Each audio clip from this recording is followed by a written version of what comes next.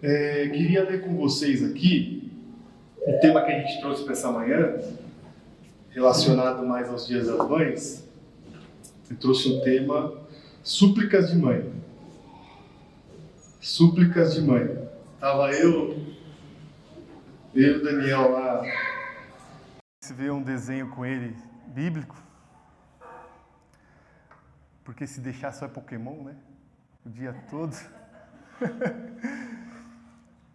E eu estava vendo a história ali de Salomão. E ali eu via súplicas de uma mãe pelo filho, pela vida de um filho. E eu queria ler com vocês esse trecho, 1 Reis 3, 17 a 28. 1 Reis 3, 16 ao 28.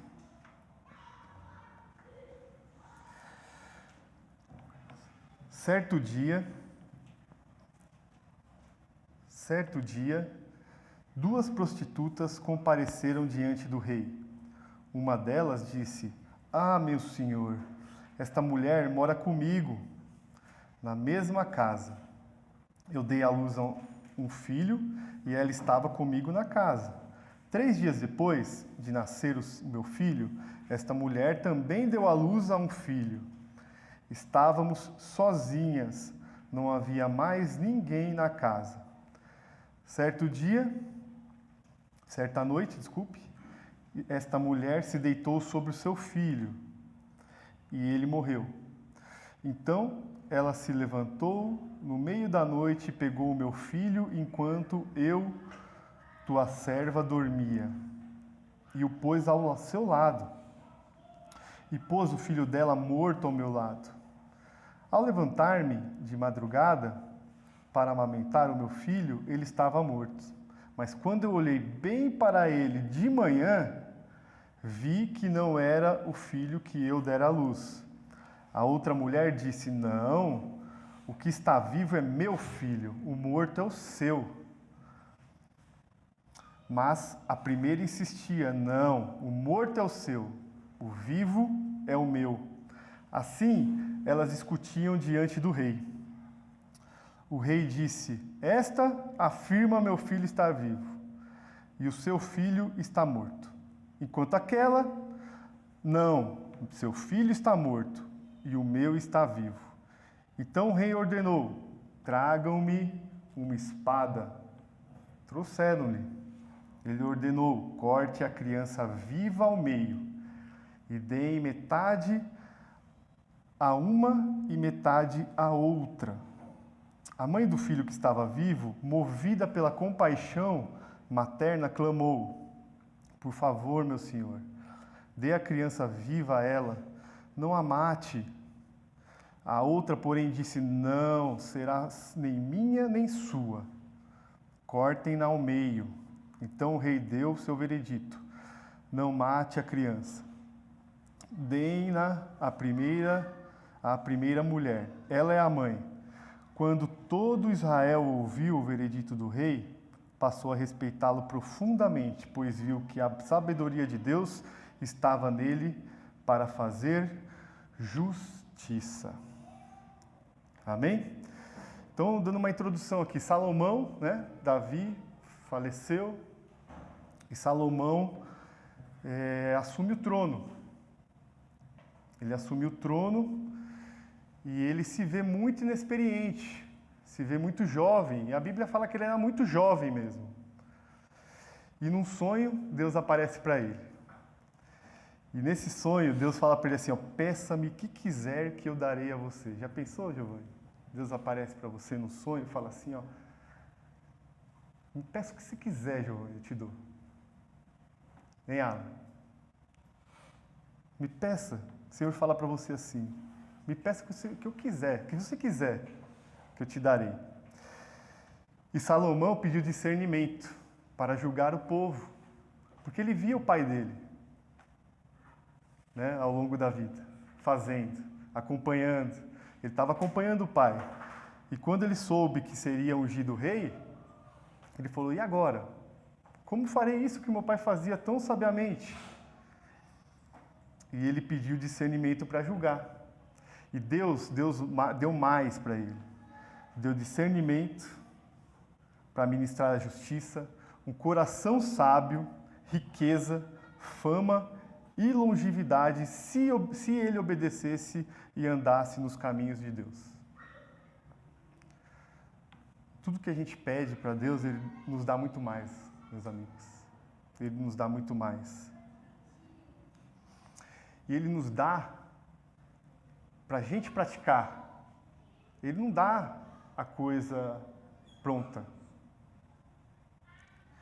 Ele dá, ele faz o que você, ele te ajuda, ele te dá a direção, ele te concede o seu pedido muitas das vezes, mas ele te dá um caminho para você seguir. Como fazer? Na prática. Não adianta você, jogo é jogo, né? Treino, jogo é jogo, no futebol. Não adianta você pedir algo e não praticar. Não adianta você treinar e não jogar. E ele dá esse primeiro julgamento nas mãos de Salomão. 2 mulheres marginalizadas vieram ao rei para que o rei decidisse, né, fizesse juízo, fizesse julgamento a respeito do ocorrido. E ambas afirmam ali, olha, o filho é meu, não é dela. E como sair disso? E como julgar certo? E como Salomão poderia fazer a coisa certa? A sabedoria, né, a gente viu aqui no texto, que ele decidiu sabiamente. A sabedoria, ela é algo que a gente não está pronta as nossas mãos para que a gente possa decidir. Não é algo pronto, que a gente tem o racional, consegue decidir só com o racional. Não é algo pronto que você decide por questões morais. A sabedoria, a decisão sábia, a sabedoria, ela está ali entre as linhas. A gente não consegue ver. Está lá no fim da nossa decisão, às vezes. A coisa certa a se fazer. Está lá no fim. Ela não está ali, nas nossas mãos, prontinha ali, ó, empacotada. A sabedoria, ela encontra-se em decisões onde não vemos o todo. Nós não vemos o todo. Por exemplo, onde morar com a família? Onde eu vou morar com a família? Que carreira que eu vou seguir? Né? Que igreja que eu vou frequentar? São decisões, são caminhos que a gente vai seguir que a gente não consegue ver se vai dar certo ou não. Questões lógicas estão fora disso, sabe? Essa namorada é a minha melhor escolha? Esse meu marido, né, que eu estou querendo escolher, essa esposa, é a minha melhor escolha? Questões que o racional, o lógico, o moral apenas, separando eles, não nos ajudam na decisão. A gente precisa decidir, certo? A gente precisa encontrar um caminho. E a sabedoria nos ajuda nisso. Quem será a mãe? Né? Tá Salomão ali. Quem será a mãe? Então as duas vindo, ele não conhece a intenção de uma. Ele não conhece a intenção de outra. Como que ele vai decidir a respeito disso? Onde eu vou morar? Como que eu vou decidir a respeito disso? Que carreira que eu vou seguir? Então, vamos chegar lá. Algumas coisas me chamaram a atenção ao longo dessas meditações que eu fiz na semana, quando eu olhei o texto, né? A primeira delas está no versículo 20, ó. Então ela se levantou no meio da noite e pegou o meu filho enquanto eu, tua serva, dormia, e pôs ao seu lado, e pôs o filho dela morto ao meu lado. Meus amigos, nessa caminhada, o inimigo vai nos roubar. O inimigo vai nos afastar de Deus. O inimigo vai procurar, no momento que a gente está ali em distração, dormindo, está ali desatento, ele sutilmente vai procurar nos roubar. Vai procurar nos distrair. O inimigo interno e o inimigo externo. Não pensa só no outro. Pensa no que está dentro de você também. Então, quando a gente acordar, às vezes pode ser tarde demais, sabe? O inimigo está ali à espreita. Ele quer roubar o tempo seu com a sua família. Ele quer roubar o seu filho de você. Ele quer te levar a um caminho de morte. Ele quer te apressar, te deixar perturbado, te fazer desesperado, desequilibrado. O inimigo ele quer nos afastar de Deus de todas as formas. O inimigo que está dentro da gente e o inimigo lá fora. A gente precisa estar atento a essas coisas. Nossas famílias estão sendo roubadas de nós indiretamente, sorrateiramente, sabe? Enquanto você está dormindo, enquanto você está ali, distraído com outra coisa, você está colocando, às vezes, importância em umas coisas que não é importante.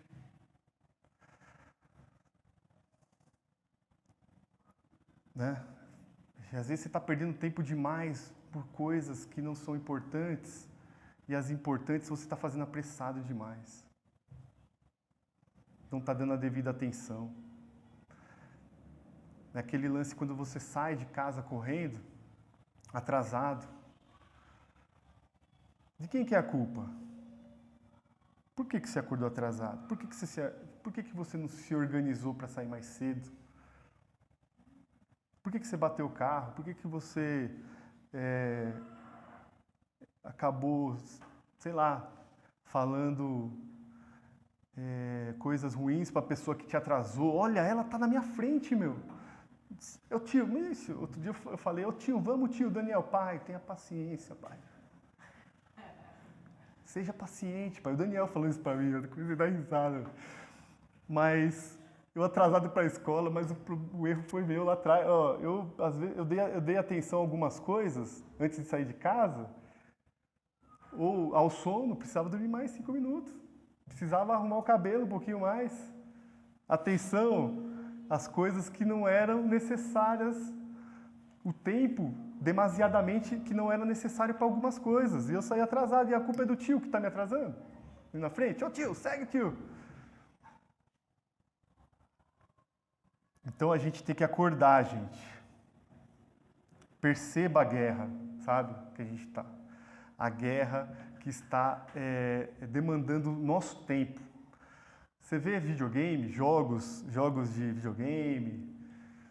Na minha época, me prendia muito também. Você via lá, o Mario era um Mario, Super Mario World, você jogava lá, era 8 mundos, você jogava muito tempo, salvava ali, porque não dava para jogar, não dava para fechar a fita de uma vez, né? Fita, hein? Um velho, né? Não dava. O cartuchinho, né? Não dava para fechar, mas hoje os jogos estão cada vez mais um universo ali.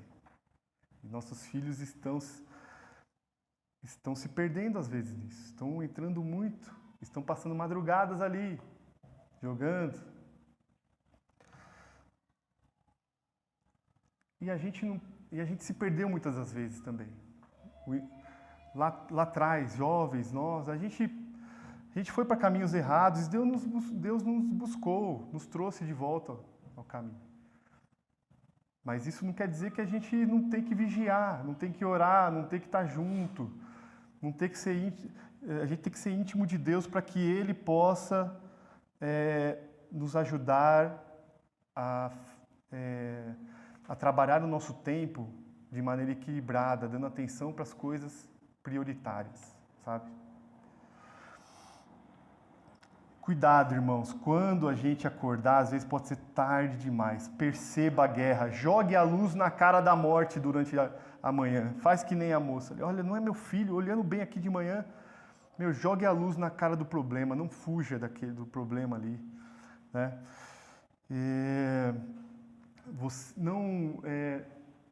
Acorde em tempo, peça a Deus, Deus me ajude a dar o tempo certo para as coisas. Não deixe o inimigo tomar o meu filho, não deixe o inimigo tomar a minha vida. A gente pode estar dormindo e a gente não pode estar percebendo. Vigia, tá? Vamos vigiar. A sua vida, o seu filho, a sua família ainda podem ser recuperadas. Ainda podem ser recuperadas. Não desista. E é isso que ela foi lá, suplicar ao rei. Rei Salomão, me ajuda, essa moça está mentindo. E esse é o segundo ponto. O segundo ponto, versículo 22. A outra mulher disse, não, o que está vivo é o meu filho, o morto é o seu. Mas a primeira insistia, não, o morto é o seu, o vivo é o meu. Assim elas discutiam diante do rei. Quando a gente começa a perceber que a morte nos cercou, o tempo está sendo perdido, as coisas estão saindo do controle nosso, a gente vai lá suplicar ao rei, suplicar ao Senhor, olha Senhor, o inimigo está tomando minha família, está tomando meu filho, está tomando a minha saúde, meu cônjuge. Ele não é o verdadeiro dono. Sou eu o verdadeiro dono, ela fala aqui. Sou eu. Ele é meu. Está falando aqui, esse filho é meu. Quantas das vezes a gente não fica falando, olha, esse cônjuge é meu. Né? A minha saúde, as coisas que eu tenho. Sabe? Por que o outro está na sua vida? É para satisfazer a sua vontade? O filho, você tem um filho para que ele te faça bem? Para que ele te deixe feliz? Te deixe satisfeito como mãe, como pai? É para isso que serve o filho? É uma súplica egoísta de ambas, tanto a mãe verdadeira quanto a mãe falsa. O egoísmo iguala as mães, sabe? Por mais que uma esteja falando a verdade e a outra mentira, mas o egoísmo iguala elas. E o rei não consegue decidir. Uma fala que o filho é dela, a outra também. Como que eu vou decidir? Como que eu vou decidir? E a gente quer que nosso filho tenha saúde. Nossa, meu filho tá gripado, não tô dormindo bem à noite, sabe? Ora aí para mim, meu filho.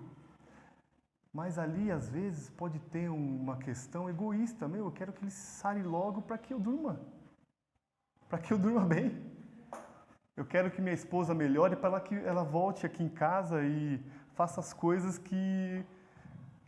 por mim. Eu quero que ela está mal, ela está no hospital. Ora para mim, ora por ela. Mas, claro, é uma súplica ali, é uma oração, um pedido verdadeiro. Mas o que está ali atrás disso? Isso que a gente tem que tentar entender em nós, sabe? Será que o egoísmo está ali? Será que eu quero que aquilo melhore, que a saúde vá bem, que tudo vai bem na minha vida para que eu não tenha problema? Será? Será que eu estou aqui fazendo pedido de oração para que Deus tire todos os problemas da minha vida, para que eu viva a minha vida do jeito que eu quero? Isso que a gente tem que entender, o nosso coração, o inimigo interno também, sabe? O egoísmo está ali, gente, muitas das vezes. O egoísmo está ali. Salomão não consegue decidir porque ambas querem o filho para ela. Aí eu vou para o terceiro ponto.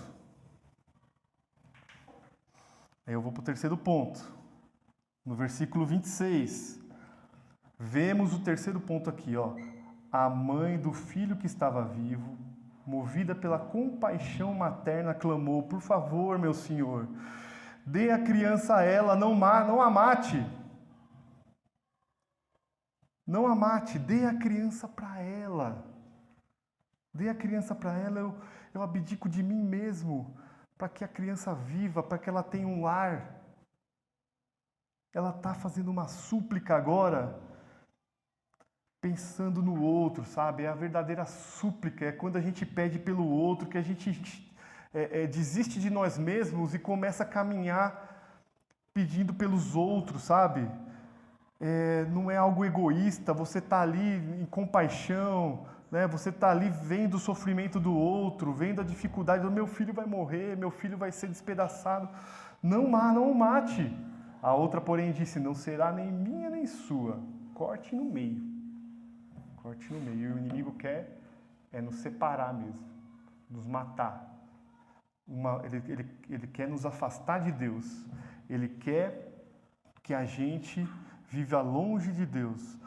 Morte. É muito sério, sabe isso? Quantas pessoas a gente vê que estão na morte eterna, estão cegas, estão apenas... Estou vivendo, sabe? Muitas pessoas falam assim: só estou vivendo, estou aqui. Deixa a vida me levar, deixa as coisas acontecer. Estou me mantendo vivo. Muitas vezes eu vejo lá o pessoal lá na frente e falo: estou me mantendo vivo. Estão lá, morto para Deus, não enxerga, não vê a graça de Deus, as bênçãos de Deus na vida deles, estão mortos para Ele, estão olhando só para o egoísmo, só para Ele mesmo, só para as coisas que fazem Ele viver, sabe? A súplica que doa os seus direitos em prol da vida, a mãe é movida pelo amor ao sacrificar a sua vontade pela vida do filho. Aí Salomão percebe, aí ele encontra o caminho, sabe? Aí é quando a sabedoria começa a encontrar um caminho. E ele consegue enxergar, né? Ele consegue enxergar a mudança de intenção da mãe verdadeira em prol do amor que ela tinha pela criança. Assim como Salomão, a gente não vê a intenção do outro. A gente não consegue enxergar a intenção das pessoas, não vemos o coração das pessoas, não temos discernimento sobre isso, conhecimento sobre o outro. O que o filho está pensando, o que o cônjuge está pensando, o que o namorado está pensando, a namorada está pensando. Nós não vemos as verdadeiras intenções. Então tem algumas coisas que a gente vai fazer que nem Salomão aqui. Tentar entender as intenções das pessoas através do que elas falam, do como que elas agem. Tentar entender, conversar, estar ali, junto, presente. Por que você fica falando para o seu filho: por que você está falando isso? Qual que é o sentido disso? O que você tem, o que tem atrás de você? Por que você está com esse ciúme? Por que você está com esse brava? Lá em casa, todos os momentos a gente tenta falar com os nossos filhos, ou com a esposa. Fala assim: por que você está assim? O que aconteceu? Você tem que tentar entender o que ela está pensando. Como as coisas estão acontecendo? Qual que é a intenção dela? Por que você fez aquilo? Qual que é a sua intenção? E Salomão encontrou esse caminho, sabe? E a sabedoria, ela busca essa verdade. A sabedoria, ela vai buscando a verdade. Ela gera um caminho. Ela gera um caminho para a decisão. E a sabedoria de Deus, ela transmite vida, sabe? As coisas que vêm dele, o discernimento que ele nos dá, quando a gente pede: ó Senhor, eu devo seguir por esse caminho, por aquele outro caminho. E Deus começa a falar com a gente, e a gente começa a discernir a vontade dele, a ter certeza de como seguir. Ele está transmitindo vida para a gente, ele está transmitindo força para a gente, sabe? Então, a sabedoria, ela busca a verdade, ela busca o caminho, ela nos dá vida. Em 1 Coríntios, concluindo para vocês, Paulo nos diz que a sabedoria é uma pessoa. Quem que é a sabedoria? Cristo é o poder de Deus e a sabedoria de Deus. 1 Coríntios 1, 24. Cristo é o poder de Deus e a sabedoria de Deus. Ela é uma pessoa. Cristo fala ali, eu sou a verdade, eu sou o caminho, eu sou a verdade, eu sou a vida.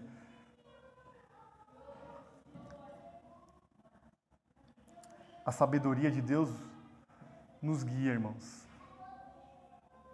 Para quem está em Cristo, ele fala aqui, 1 Coríntios 1,30.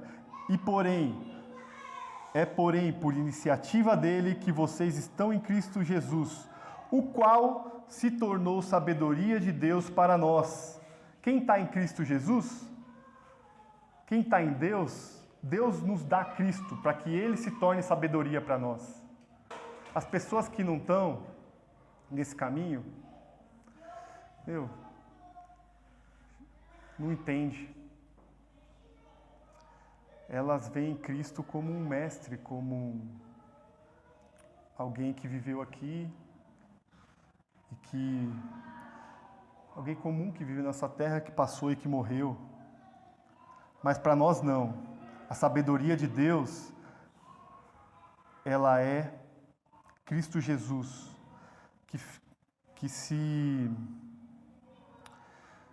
Deus deu Cristo Jesus, que se fez sabedoria para nós.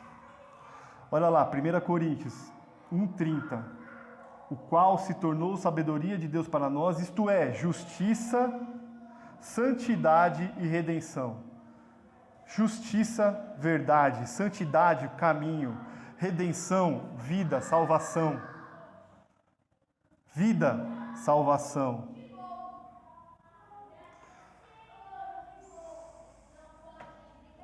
Meus irmãos, a gente não vê o todo. Só a lógica, a gente não vai ser base para a nossa decisão. Ela é importante, mas só ela não é suficiente. Questões morais não são suficientes para a gente decidir. A gente tem que decidir com sabedoria. E a sabedoria está nessa caminhada de Cristo Jesus. Eu lembrei de um trecho ontem à noite, aí eu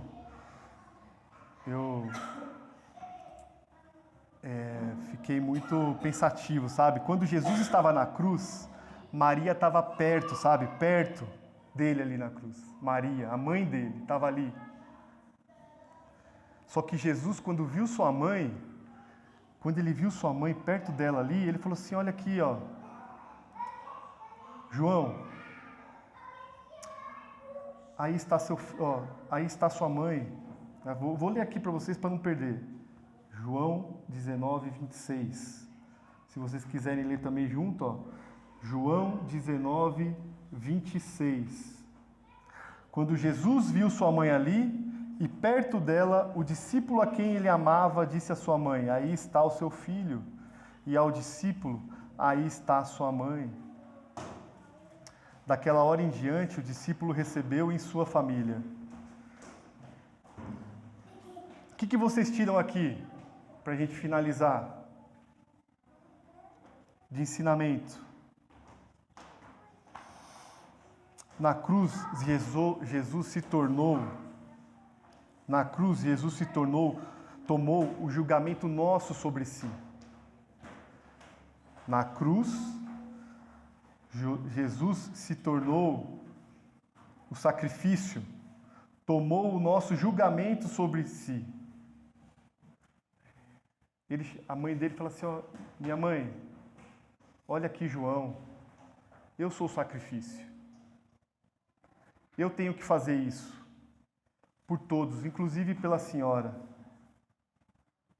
Salomão impediu a morte do filho da mulher. Mas Deus permitiu a morte do filho dele, sabe? Deus permitiu a morte do filho dele para que o pecado não estivesse mais sobre nós.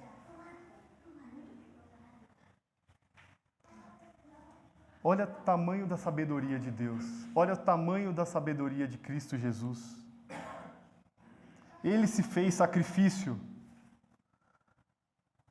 Na cruz ele foi dividido ao meio.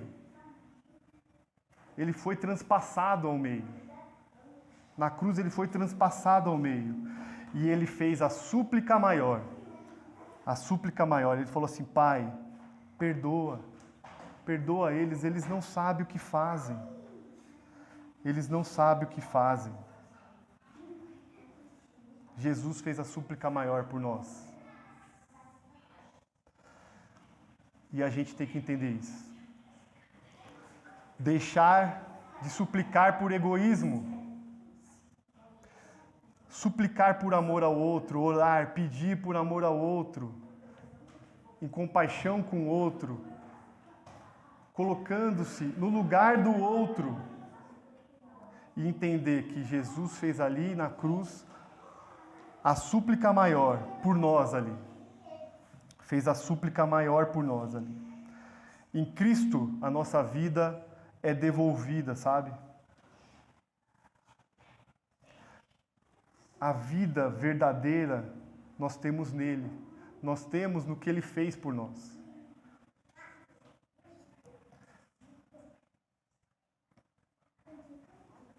Que a gente possa olhar para os inimigos que nós temos e pedir para Deus nos ajudar, os inimigos externos, internos, as dificuldades que vêm de fora, as dificuldades que vêm de dentro, que a gente possa pedir para Cristo Jesus nos dar sabedoria, nos dar Ele, para que a gente possa decidir melhor a cada dia e caminhar para a verdadeira vida eterna ao seu lado.